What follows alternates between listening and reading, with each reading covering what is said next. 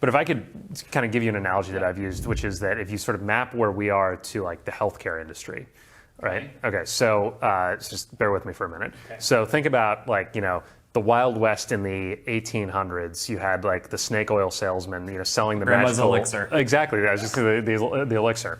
And I would say that was the stockbrokers in the 70s and 80s. Okay.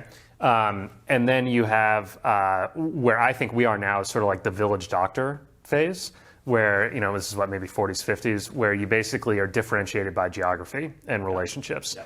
And so you've got someone who's sitting in a small town who, is a known entity, and everyone within 30 miles of them is their patient. And I would say that's largely how advisors differentiate right now. Yeah. You think about, pick your small town in the USA, you've got a set of advisors who are sort of like the pillars of their community.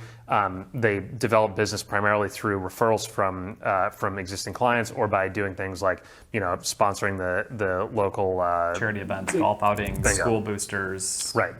I would argue that is not a differentiator, and I would think when you're working in a commoditized world, which we've already established as asset management is, the way that you sell is through relationships. So this all follows, like the only way you differentiate is through relationships. So this all makes a ton of sense.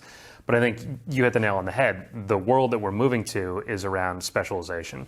And if you think about what the healthcare industry looks like today, you might go to New York to see a specialist for, whatever ailment or, it is that you have. Or if you have like a certain type of surgery that you need to have, there might be a doctor, in Minnesota who's the best person to go and see that. And we live in a world now where you can do that, right? Like you don't actually need to sit down face to face with your advisor.